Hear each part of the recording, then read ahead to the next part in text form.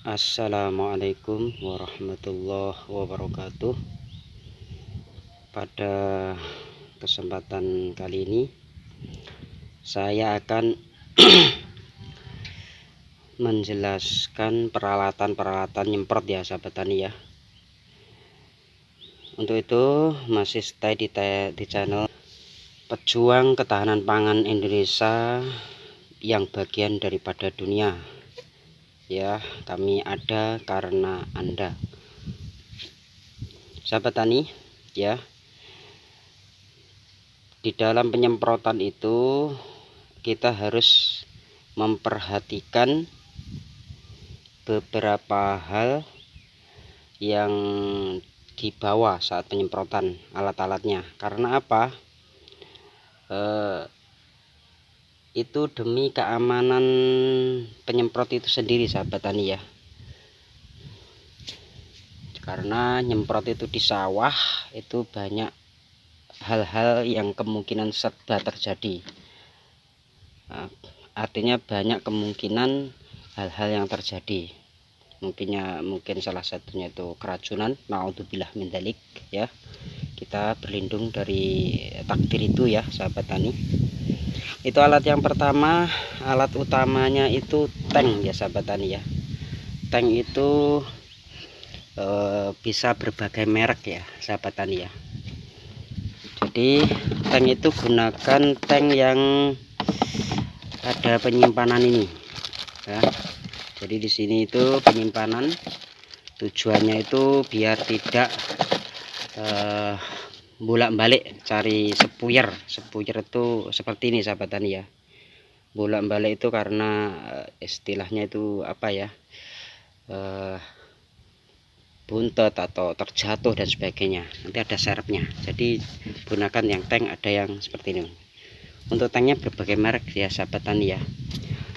Dan tentunya tank itu harus terisi penuh sahabat tani. Jadi harus terisi penuh. Di malam harinya harus dicas dulu sampai kodenya kode hijau pada casnya ya. Nanti insya Allah akan saya review cara pengecasan dan ciri-ciri tank yang rusak seperti apa pada video yang lain. Terus alat yang kedua itu ember ya sahabat tani ya.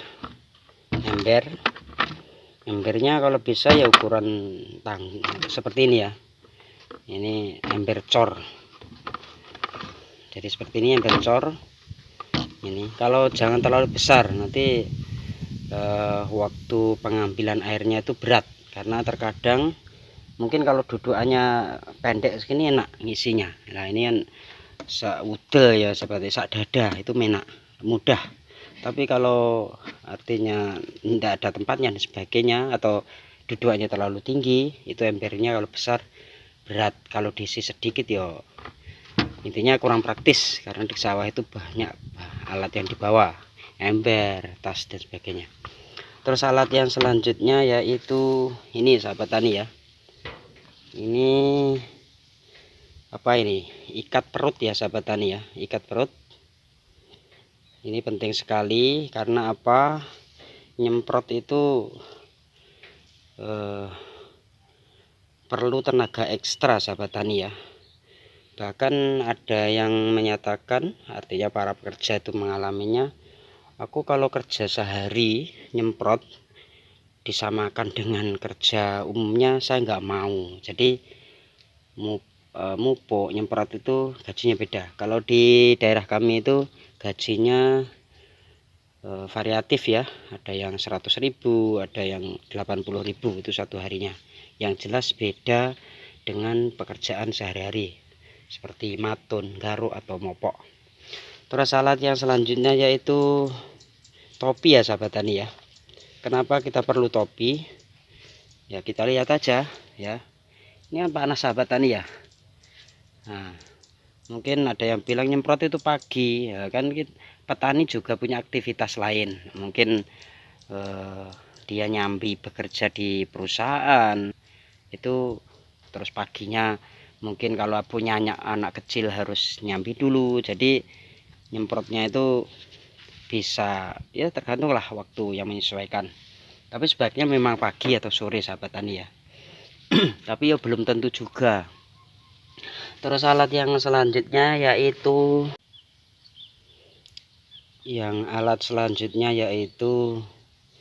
masker ya sahabat tani ya.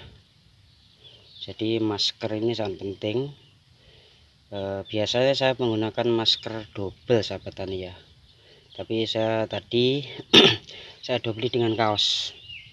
Jadi kaos ini saya ikat di kepala ya, dibrosong nih bahasanya itu, terus kita ikat ini menggunakan terus selanjutnya yaitu kaos ya, kaos yang kita kenakan itu usahakan lengan panjang sahabat tani ya, karena kaos ini pelindung utama tubuh kita. Karena kalau lengan pendek seperti ini katakanlah ya, itu nanti lengan-lengan kita ini kena sahabat tani ya, kena obat dan rawan karena sistemik itu bisa masuk ke dalam pori-pori.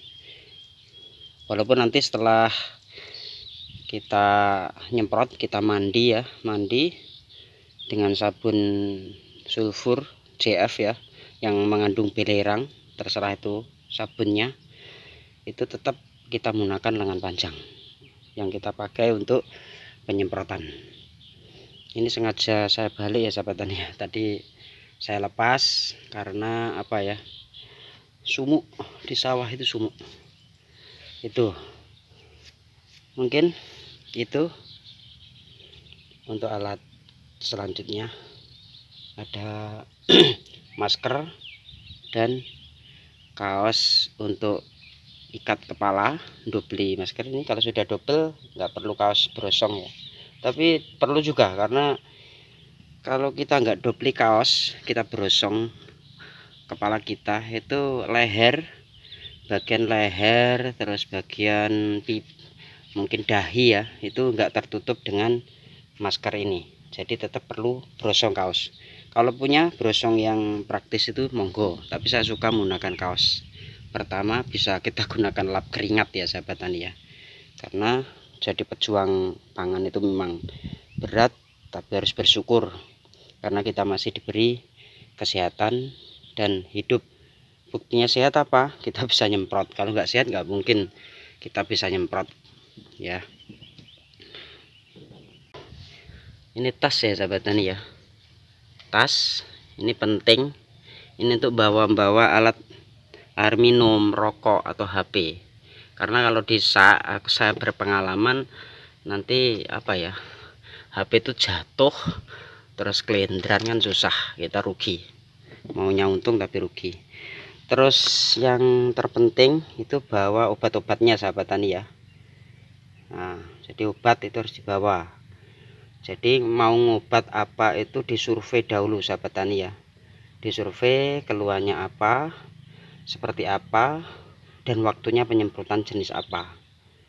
Jadi mungkin kalau penyemprotan umur 14 hari seperti apa, terus bisa dilihat video kami. Terus penyemprotan di 35 hari setelah tanam itu apa, itu juga bisa dilihat pada video kami. Dan penyemprotan umur 50 sampai nanti waktu biah atau menguning, hampir menguning bahasanya ya, itu juga perlu penyemprotan. Terus yang penting sangat ya, yang sangat penting itu air ya sahabat tani ya. Kita sebagai pekerja semprot atau akan nyemprot itu harus bawa air minum.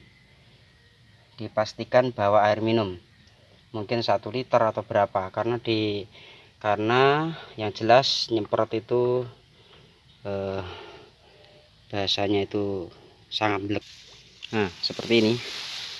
Nah ini kalau segini itu menyemprot 10 tangki, biasanya boyoknya itu kan bisa capek sangat dan haus sahabat tani ya. Jadi harus bawa air minum ya, bawa air minum.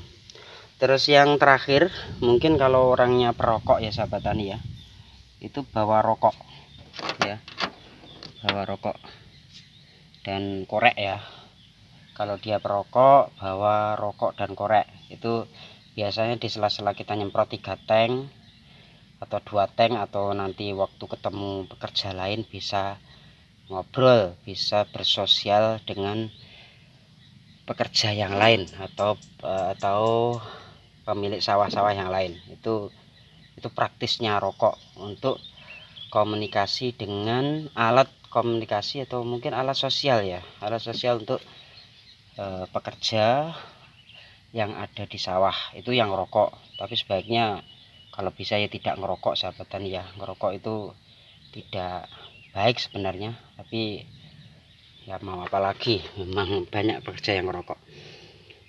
Terus yang kedua, yang maksudnya selanjutnya itu air ya, sahabat tani ya. Pastikan pastikan listrik ini nyala, sahabat tani ya. Jadi nyala, ini dinyalakan ya, dinyalakan. Dan di sini penting sekali untuk pengaman listriknya itu harus benar dijaga. Jadi jangan langsung nggak ada MCB-nya seperti itu. Jadi alat selanjutnya itu air. Nah, ini airnya bening. Nah, seperti yang video yang saya sharing di video lain, bahwa air yang layak, kalau ini sangat layak ya, sahabat tani ya, sangat layak karena bening. Mungkin itu, sahabat tani, mengenai peralatan semprot yang perlu kita bawa untuk meminimalisir hal-hal yang tidak diinginkan. Terus yang selanjutnya kita harus fokus utamanya fokus semprot, karena jangan pikirannya jangan uling, biasanya gitu ya. Boleh uling tapi waktu semprot harus fokus. Terus terus yang terakhir ya, ingat-ingat sahabat tani ya, obat itu sebaiknya jangan diletakkan di wadah yang lain, ditempatkan pada wadahnya. Karena ada pernah kejadian itu ditaruh di tempat aqua, koradan di tempat aqua, akhirnya enggak sengaja keminum, sahabat tani ya. Itu berakibat fatal. Jadi harus hati-hati. Biarkan, nah untuk mengantisipasinya seperti apa, biarkan pada wadahnya obat aslinya, itu bahaya sekali. Mungkin itu yang bisa saya sampaikan penyemprotan. Salam, jangan lupa share, like, subscribe pada channel ini yang belum subscribe. Akhir kata, billahi taufiq wal hidayah. Wassalamualaikum warahmatullahi wabarakatuh.